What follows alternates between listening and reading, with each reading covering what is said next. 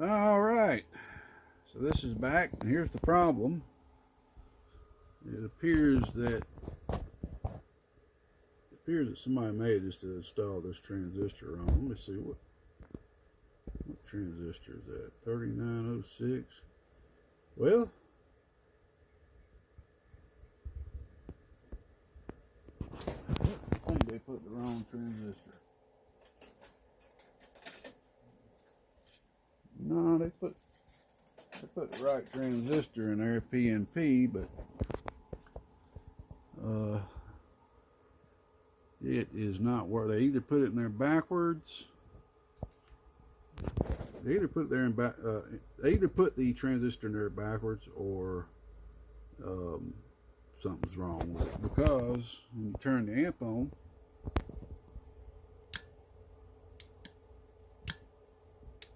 yeah, we don't need that happening. And he also wanted me to double check the preamp. Man, I'm not a big fan of these preamps like this, but I do use them when people want preamps out of their boxes.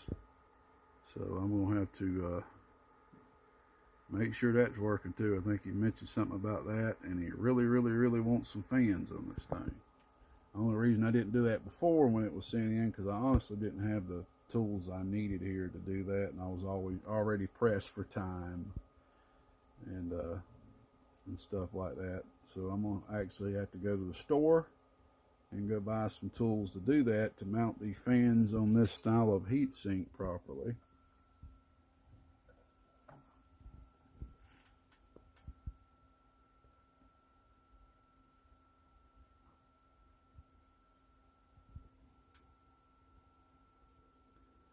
Yep, and we'll just drill a little hole or something, or put a jack on the back of there.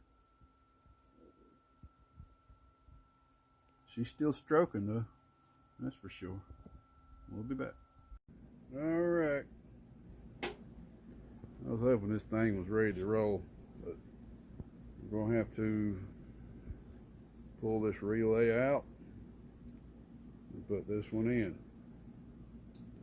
And since we're doing this, we might as well go ahead and refreshen up the heatsink compound, because this could be up to 25-30 years. Oh yeah, see how it's flaking? Yeah. So look at the positive side of it. We will freshen up on the heatsink compound, and I think I'm gonna go ahead and fix this little issue that's been bothering me. It ain't tight. I may just go ahead and rewrap that whole transformer to make myself feel better, because I just don't like that, man. These need to be done as tight as they can, so that the tray that goes on that covers this, the bottom, isn't sitting there hitting your transformer. We'll be back.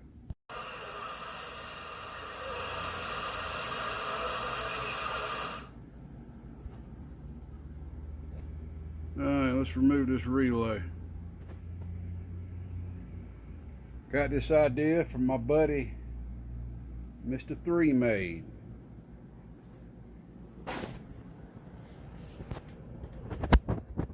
Now, I can't do this while holding the camera, so I'm gonna have to set that thing down.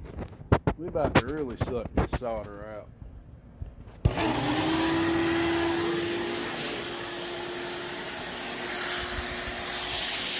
Let's get her done. All right, she's out.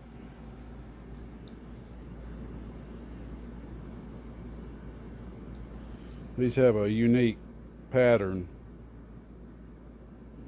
which isn't quite normal from what we're used to using.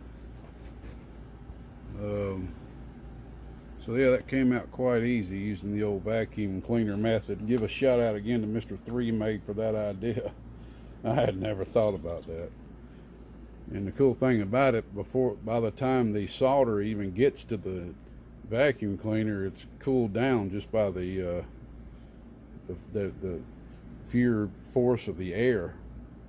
So I'm gonna get down here and clean this up with some acetone real quick, and we will drop the new relay in and hope that all will be fine. with the preamp.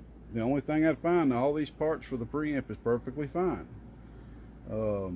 It's just the relay itself on one side is giving some impedance on one of two of the pins when they're connecting together on the normally the common and the normally closed, normally open pin connect. There's impedance. That's the only thing I can think about that's causing this preamp not to work. I have put 3 separate general purpose PNP transistors in here, and it did no help. It did nothing for it. And I hooked up another amplifier right here that has a preamp in it, one of my personal ones in it, and it worked just fine. So that eliminated any other issues that could be outside the amp. So, and I'm also, while I'm at it, I might as well go ahead and replace all these wires up front with Teflon wires. Okay, so that's another thing I'm doing while I'm at it. All right, this thing has really really tested my patience. I'm gonna be completely honest with you. We took the bad relay out, okay? We found a relay that was reading no impedance from the contacts, and we're left with this. All right, we're going to turn the preamp on. Working perfect.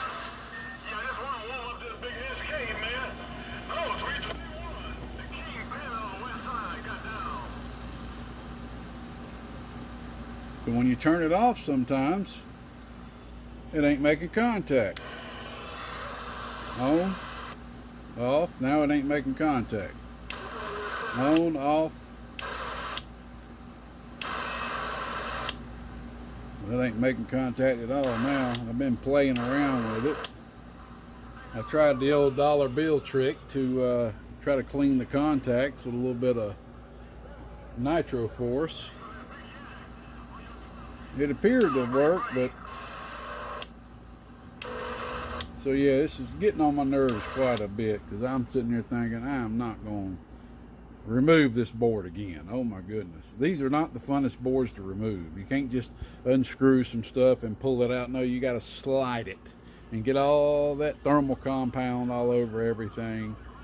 I think what I'm just going to end up doing is just cutting this dang relay out and installing, just hard wiring a smaller relay, because there's no way you could hardwire a relay in this size, because you really ain't got the room. You really just don't have the room. So I think I've got a real tiny relay that I've used in the past that would work very well for this, but it's just more time to have to spend on this. I really hate this. We did go ahead and replace every wire on the front with Teflon wire. There's all the wire that was on there. I made sure to leave enough length. That's why you see this extra length.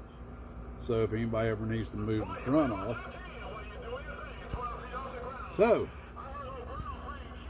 this really sucks. I was really hoping this was going to be it.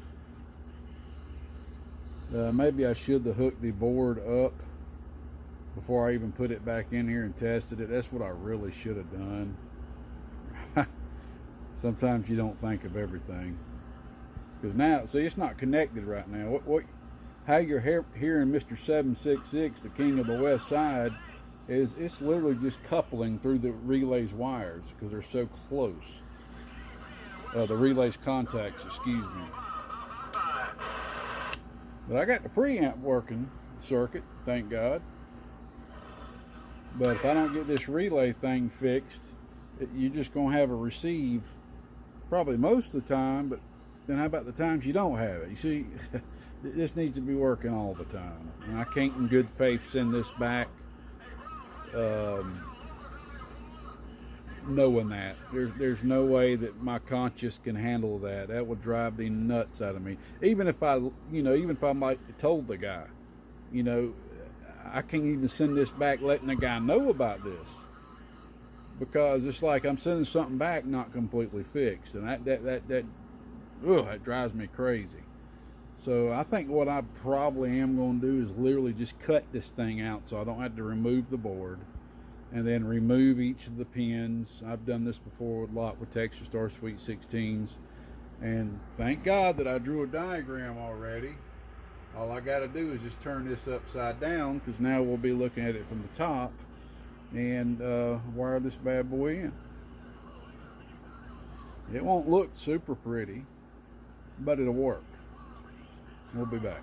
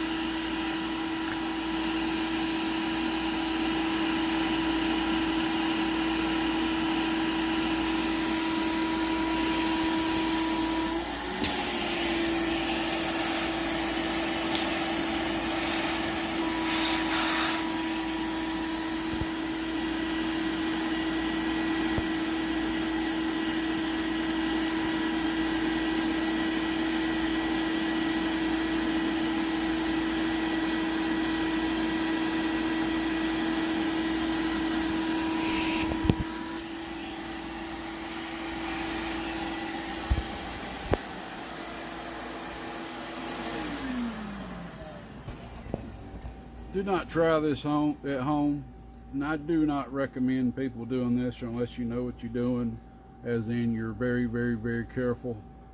If you do this the wrong way, you can rip it out of the board and tear your board and tear your traces. I honestly don't recommend doing this, but sometimes it's just smarter to do it if you're careful, because doing this is going to save me a lot of time, because there's no need for me to go up under the board again, since I'm going to be doing everything on top of the board using this. It's still a 1 amp relay. It's a lot smaller. I've used it many times in the past, and it will be perfect for what I'm needing to do. We'll be back.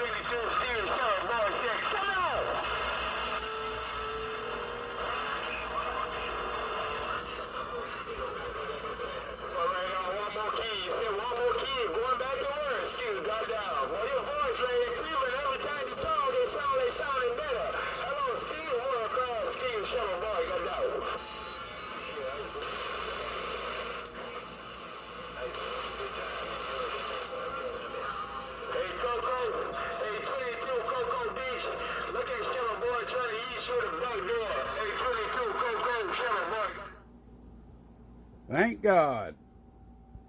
This has been a headache. Absolute headache. fed this relay first. Every time you turn the preamp on, it would go down. It would go the opposite direction. Every time.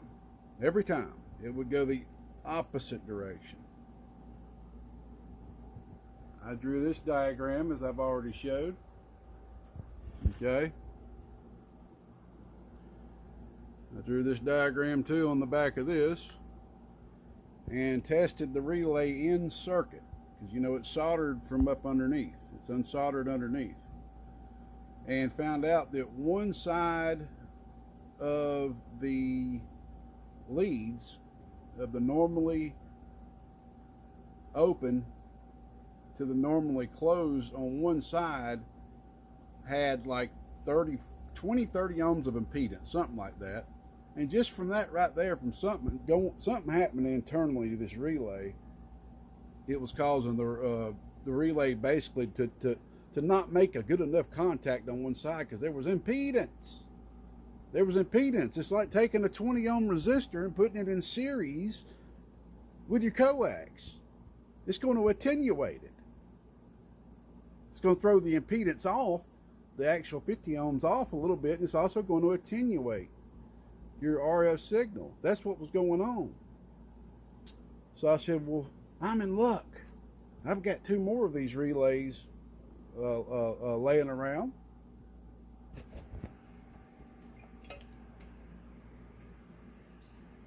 And I use this old dad board right here just as a reference. And I also saw that this bad boy had impedance in it on one side. Not as much, not as small, but it did. And on the other side was fine. So that shows you there's something up with these relays. I guess over time they do that. So I went through and tested 2 relays. One of these and the one that was in there, which has now been sucked up in the vacuum y'all saw me doing. And I found one that had no impedance on both sides. Perfect short when the relay was keyed and when it was not keyed. So I removed this whole board, and while I was at it, replaced all those wires with Teflon, and I installed it. So now we don't have a problem with the impedance. Now we have a problem with the contacts making contact every time. I'm like, you got to be kidding me, man. Sometimes this hobby just stresses you out. And sometimes it's the smallest things. The smallest things that'll do it. So I took my little dollar bill up there, cleaned it between the contacts while it was sitting in circuit. I used some contact cleaner, and I actually thought it was fixed, but nope. Then I figured out it wasn't an issue with carbon buildup. The relay itself, the armature just had worn out and wasn't making a good enough connection. So I'm like, you gotta be kidding me. So you can go ahead and get gas. These 2 things right here going in the trash. I ain't messing with them relays, those type of relays ever again. So this was the next best thing in my mind to do. You know, yes, I could have got online, spent $12, $14 on a new one of them relays, but with me thinking about how they do eventually go out and quit working like that, I thought it'd be best if I just draw myself just what I like to call a chicken scratch diagram, just to keep my head straight while I'm soldering in. And since none of this matches, I know it looks ugly. I know it ain't the prettiest thing in the world, but this right here is a good solid connection now to all the leads on the relay and the board. And this relay is actually a pretty high dollar relay. They're a miniature, I think it's a miniature 1 or 2 amp relay. Very high dollar relay, very high quality. I bought like 20 of these back 7 or 8 years ago. And every amp I've ever used them in for preamps or smaller things I need them, they're still in operation. They're good relays. I got like 3 left. So I went ahead and installed that. And now we're good to go.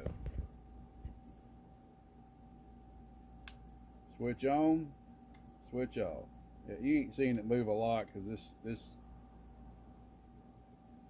this meter's a little weird. But the main thing is it's working. That's on, that's off. On, off. On, off. On, off. On, off.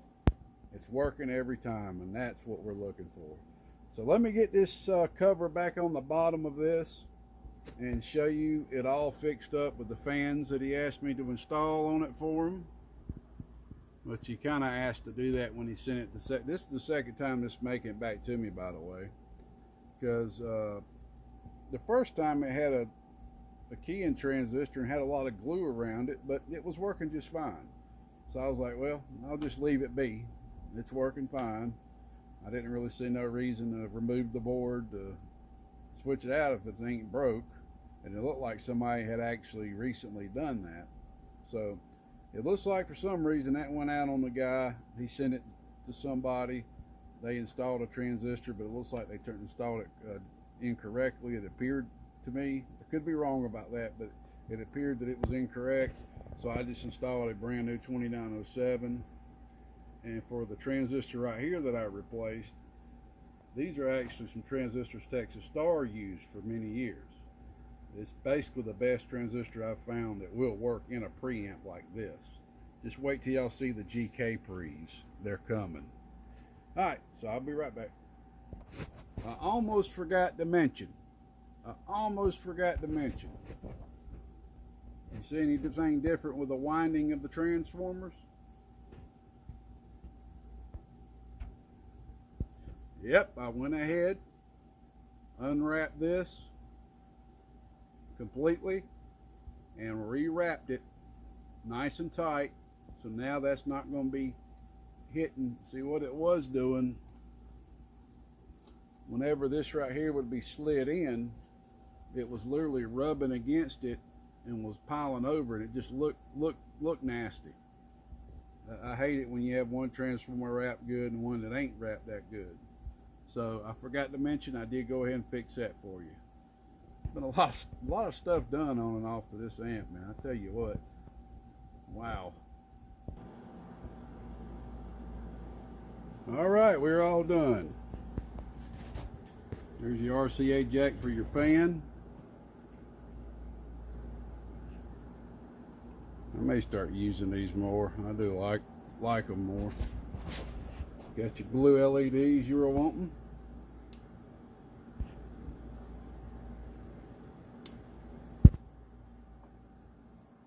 Transmit. And this cotton picker is stroking. I even did a little bit more work on the input tune for you. 500 watt slug, PEP.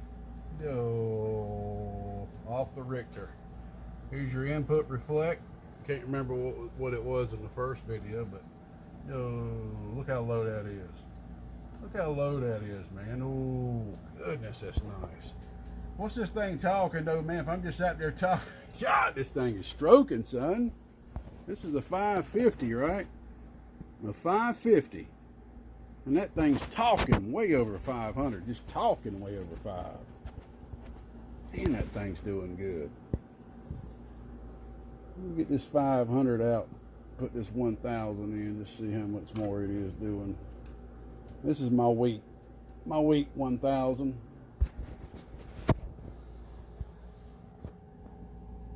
My more giving 1000s right there. Bottom scale. Oh, a little bit over 600. That is in high. There's medium. Oh, not that much less. Load. Oh, a little bit about 450. Let's look at the RMS, 1000 watt. Oh, really nice, about 250. All right, this thing is now done, and I will not lie, it's this amp. Well, I'll go ahead and tell you. It says Superstar on it, but you'll see the same identical to the T amp as a Boomer 600, as a Palomar 600, probably another name out there.